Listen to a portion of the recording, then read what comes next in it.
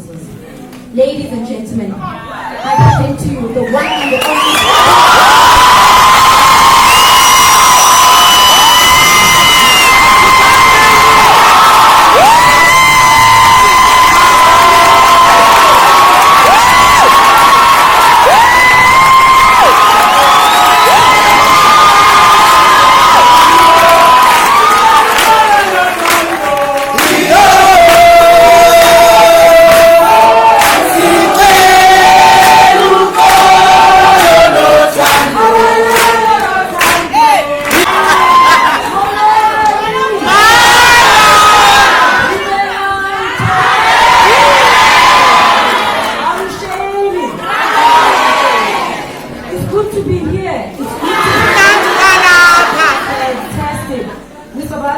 Thank you for allowing me to take over this hall tonight.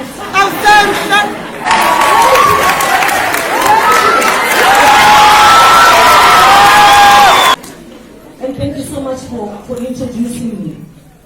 I really appreciate it. There's one thing, actually, that still has to get into that intro.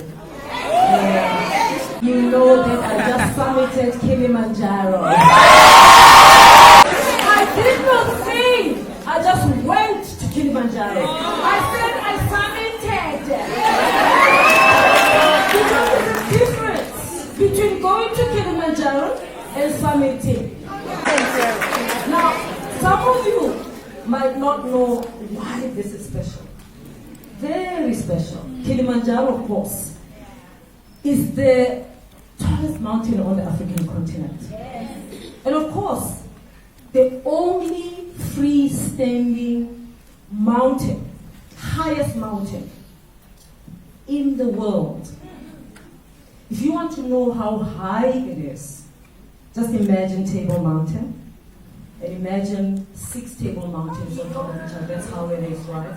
And then of course, when you see every time they illustrate Kilimanjaro, Mount Kilimanjaro, there's white on top. That's ice. And because of global warming, they're melting. By 2025, the ice might be gone altogether. And I wanted to go there before it melts. But it wasn't just going there. It was for 3 reasons. First, it was for a cause. Making a donation to deal with the challenge of period poverty through caring for girls. So that's why I went up, to raise money for that. Of course, we know why that's important. It just doesn't make sense that some girls have to stay home and not go to school simply because they don't have some time. It just doesn't make sense, right? So that's the first reason I went, caring for girls. But the second reason I took this challenge is to inspire women of our country and our continent to dream big, because we can achieve the impossible as long as we can dream them. We can achieve them. We don't even have to tell anyone or negotiate with anyone. You can achieve them. And by going up to Kilimanjaro, maybe you don't understand the challenge. The challenge is not just that, it's the highest mountain on the African continent, and it's that tall. It's the fact that the issue of oxygen and the cold, you get less and less oxygen as you go up. But here's the thing, the 2 things that people die of when they go up Kilimanjaro is altitude sickness and hypothermia. And so the challenge is not physical fitness. Physical fitness is important. You need it. Yes. Right? But you're not running, we go slow actually so that the body acclimatizes. We only summit on day 4 and so on and so forth. The issue is to keep going on. That's the big issue about Kilimanjaro. To keep going on even when it is tough. And you have to keep moving your fingers because they can freeze. What keeps you going is not how fit you are, it's your willpower. And so I went there and to challenge you, to make you aware that you can achieve what you dream. Yeah. The last reason, and this captures everything, almost what I'm about. I went there because I do hard things. Yeah. That's my motto. And going up Kilimanjaro is a hard thing. I don't have to do it. But I did it. I did it despite the fact that actually my legs have been giving me problems. And I said it's an act of defiance, even on my left leg. I talked about my legs, and I said I am going.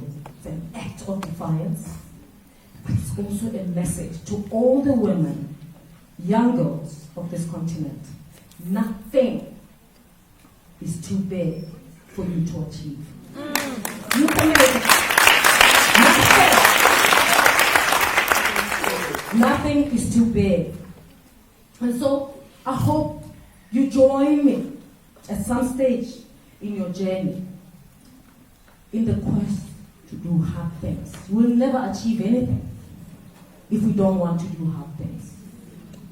Donating 20% of my salary for the whole time I was VC was a hard thing. Just to fund students, right? If you want to change the world, you choose to do hard things. It doesn't matter who says what. Now, let me get on with my talk. Of course, Kilimanjaro is in Tanzania. And I have a special interest in Tanzania. And I've been following the news reports about Tanzania's new president. Well, not so new anymore. Who took office 2 years ago. Tanzanians debated whether to refer to her in the traditional African way as Mama Samia. And since then, however, media reports have focused on President Hassan's actions, bringing COVID-19 vaccines into the country after her predecessor, the late John Magufuli, denied the existence of the pandemic in Tanzania. And of course, as you might remember, it is alleged that he died of COVID. Because Mama Samia Hassan took office after Magufuli died, she was never elected. And if you're like me, interested in Africa and its politics and where it's going, you'll also know that Magufuli's election to presidency was not smooth. In fact, it was argued that the elections were not free and fair. And then he passes on, and then Mama Samia Hassan took over. In 2025, there are elections, national elections in Tanzania. And Mama Samia Hassan will contest elections for the first time. At the moment, they had to have her because she stepped in after the president died. As a woman leader on this continent and in the world, I'm very aware of the fact that often when the ship sinks, a woman is thrown in to catch it. It is not the first time. It happened at KPMG. When KPMG, there were things going on. They called a woman who's not even a CA to lead an audit firm. A woman who was head of HR. Nobody complained. He was there to save the sinking ship. Dare I say, it happened at UCT too.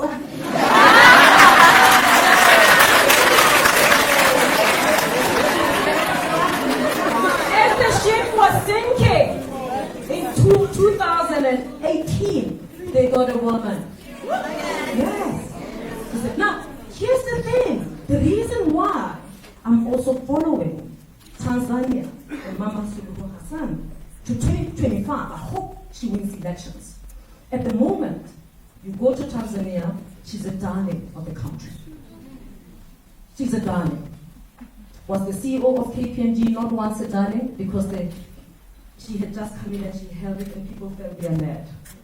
It was the VC of UCT not once a darling because she came in, the shutdown stopped, she was going to where the students are occupying and talking and engaging students. And the newspapers were saying, what a breath of fresh air. And the people within the university were writing her emails saying, wow, We can even feel the stability in the breeze when we're walking. Now, the women read literature. Women come in to save the situation. Check what happens once the situation settles. The CEO of KPMG, the acting CEO, suddenly, after 2 or 3 years of holding on, people started saying, oh, but she's not a CA. And this people right to go, but you know, she's not a CA. We can't have someone who's not a CA leading an audit firm. And of course, the company, very capable woman, UCT graduate, young black woman. And she's now in London, Chief People's Officer at KPMG office in London. Woo! Yeah, not a CEO, right? They got a CA, a black man. Yeah. So, but why? She came, she sweat, right? Right? The same happened, of course, with the VC of UCT. She came, she sweat, got the university back on top of the rankings, the business school back on top of the rankings, and then they get a man, come on, we hold it, and then we're gonna put, right? Now, I wanna see whether the Tanzanians are gonna do the same. They're already, when you're following the media reports, you will see that some people are already saying, oh, she's positioning herself to win the election in 2025. They're watching everything that she does. Not as just being good for the country, because she called people who had gone into exile to come back to the country. She released some of the political prisoners. She changed the laws that said young girls who get pregnant whilst they're at school cannot go to school anymore. And she said, nonsense. This is just pregnancy. They should get their education. She changed a lot of things that Magufuli had introduced. Freed the opposition and so on and so forth. And now, there's memories 2 years down the line. Is she playing us? Does she want us to love her? So we're waiting to see. I'm waiting eagerly to see whether they follow the script. Right? And that's important because you've got to read the story of that glass cliff. But here's the thing. The key to building better pathways for women in Africa is not just about opening the opportunity for a woman to lead, but it is also about giving them the space to lead. It is one thing to open the opportunity for women to lead, but we must give them the space to lead in their own way. Not in the way that the man leads. So the idea of somebody who says, but VCs don't do that, it's nonsensical. When we are delivering you know, there's no wastage. This VC is flying business economy when others are flying business. You know, it was so funny when we go to conferences in Africa, I remember, and the VC of the top university of the continent goes to economy. The rest of them at business. Agent Basson will not tell you. They will not tell you that and why. They will not tell you why the VC of the leading university on the continent would ask for a lift from the driver of the other VC because she doesn't roll with the driver, she drives herself or her children drive her. Why? Because she thinks it's a waste of money. We've got too many needs. Right? Africa and the world both need different leadership to help us get out of the mess that our past leaders have put us in. And creative leadership needs to arise out of the multitude of factors that make a woman who she is. Because being a woman, of course, is important, but it's not all who we are. It's not everything that we are. It is not the whole story. It is not the whole story. It's an important part of the story, but it's not the whole story. So I'm very much aware of that. And it's an important thing to understand intersectionality. Because otherwise we expect another woman to do what I do. Because other people say, no, but what's wrong with that? Other women VCs don't do that. No. We have different values, stands. That's why I don't want an inauguration. Because what happens at an inauguration? Do you know what happens? It's a party for the VC who's taking over. You get speaker after speaker telling you as the VC how amazing you are and how much they're going to support you. Listen, I know I'm fabulous.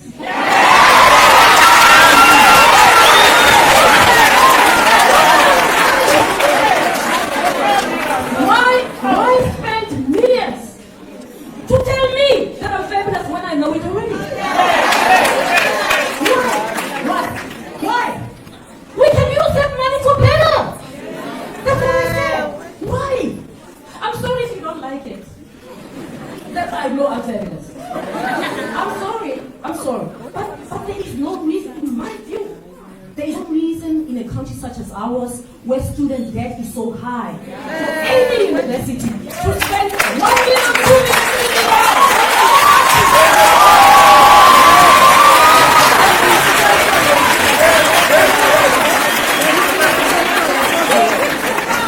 it doesn't make sense to me.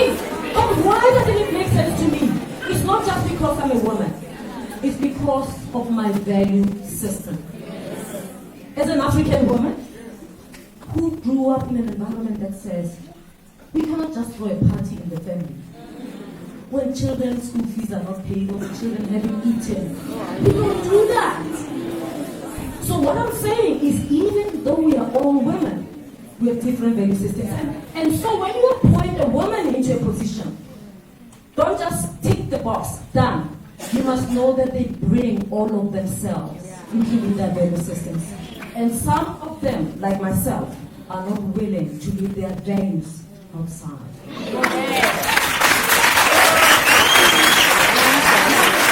The masculinity of power.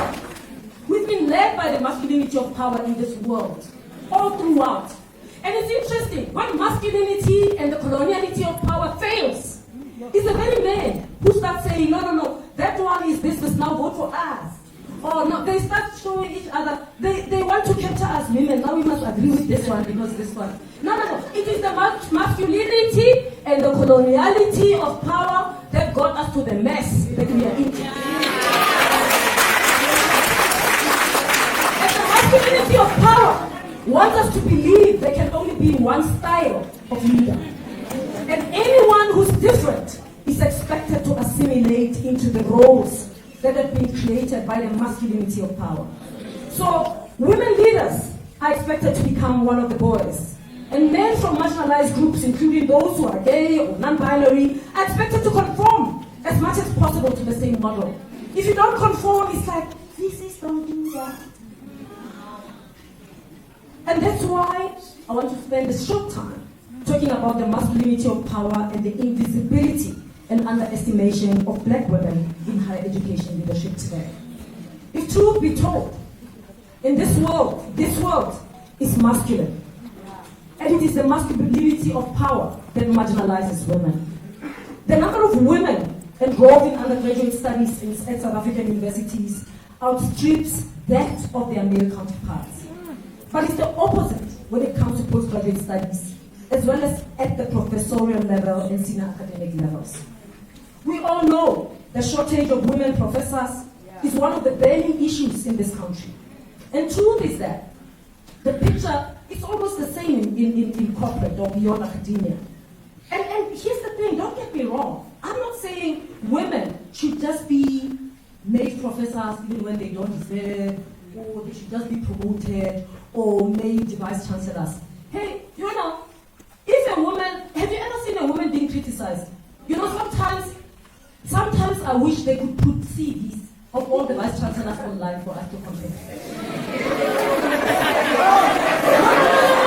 Because, here's the thing, because I don't know if you read in the papers that the vice chancellor of UNISA, one of the biggest criticisms was that she's underqualified.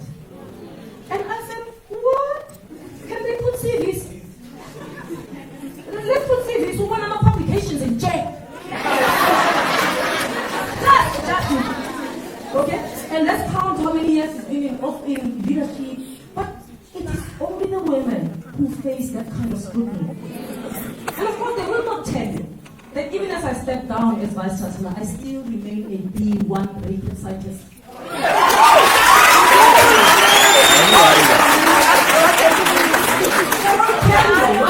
But you know why one continued to pursue the rating system? Even as I was an executive, because I've been an executive for many years, and I continue to write and apply for ratings. When it expires, I apply again. It's because I know when they find nothing, I'm Jolie, I'm Pussy, I'm John Chimani. They look for things to hold.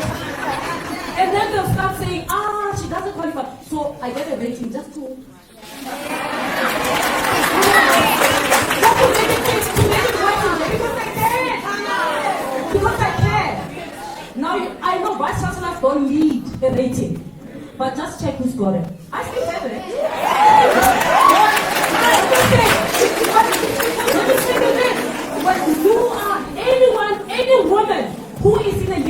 position today. You have the burden. We have the burden. We have the burden to prove that women can do it. And that's why I tick the boxes that I don't even have to tick. You know why? Because not only am I a woman and am I black and small, I don't look too bad.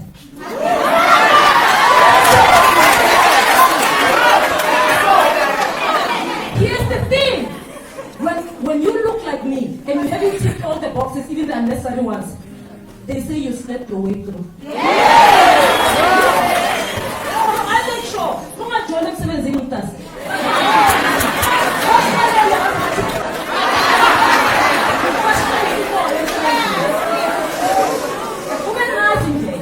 You must tick all the boxes, but this is the burden of us women in the front.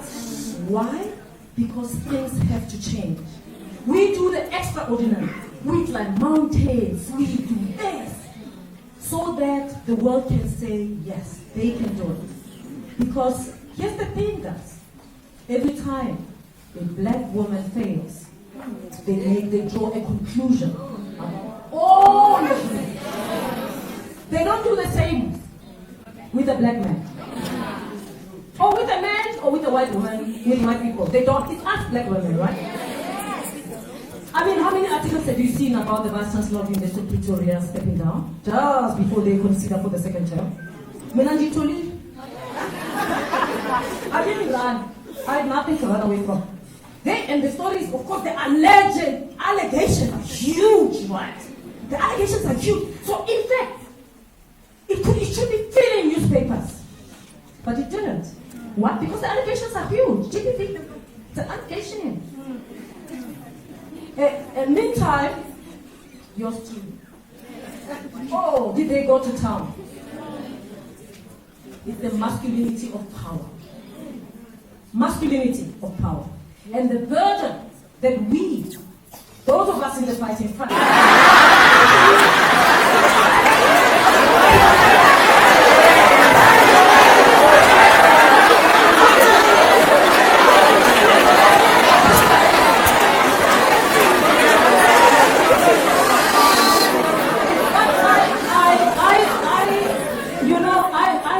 I know many vice chancellors don't want to talk about what happened at the University of Pretoria, where this GBV case comes from. Whether it's true or not, we read allegedly that in fact the person was charged and they were found guilty. Allegedly.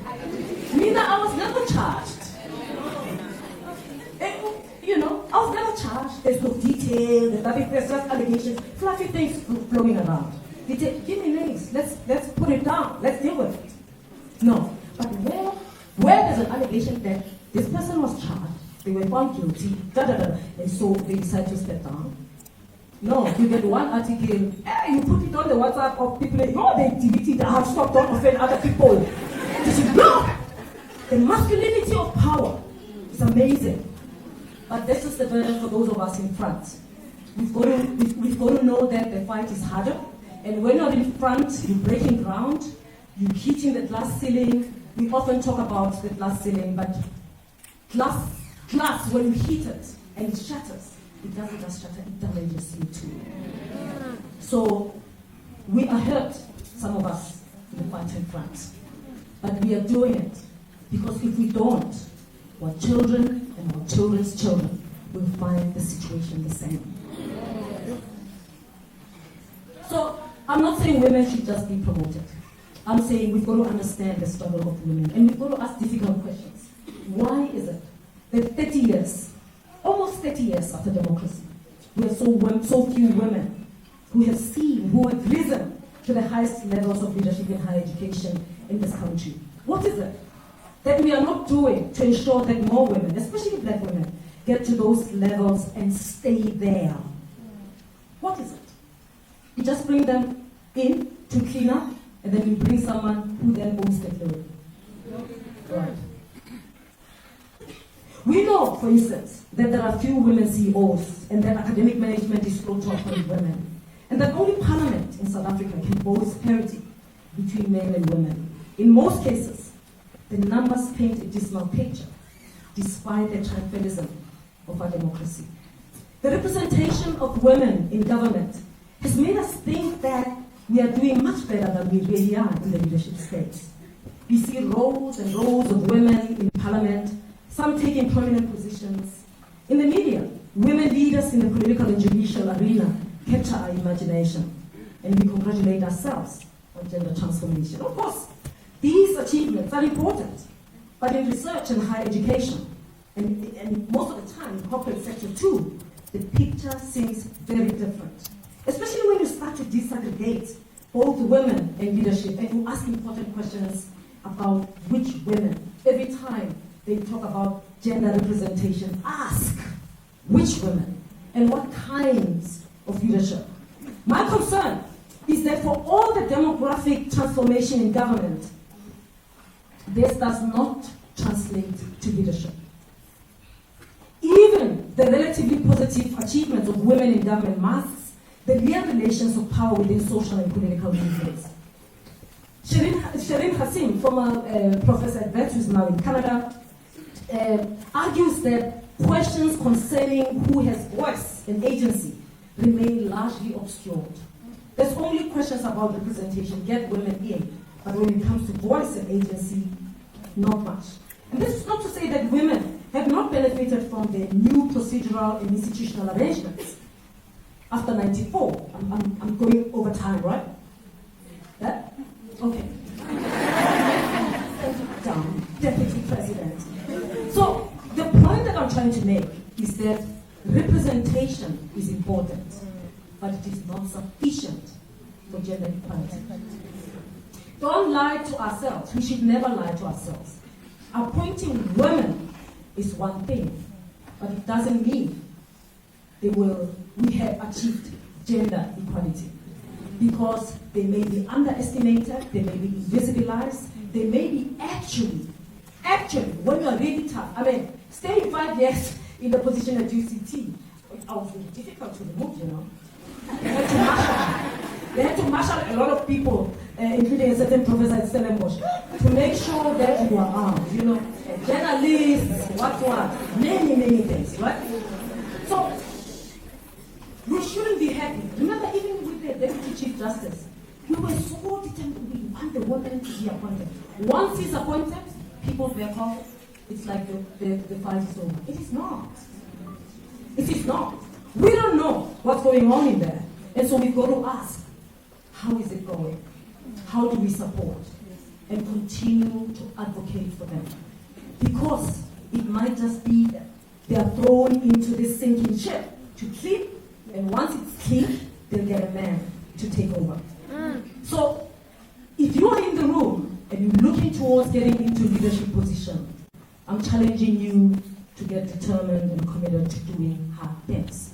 Because it is a hard thing to take on leadership position in higher education as a black woman and as a woman in general. Feminism, unfortunately, hasn't delivered on the dream because it ignored the fact that we are not just women, that some of us are black, some come from lower socioeconomic class, and so on and so forth. So you should be determined for the tough fight, because the glass ceiling, we might have cracked it, but it's not down yet.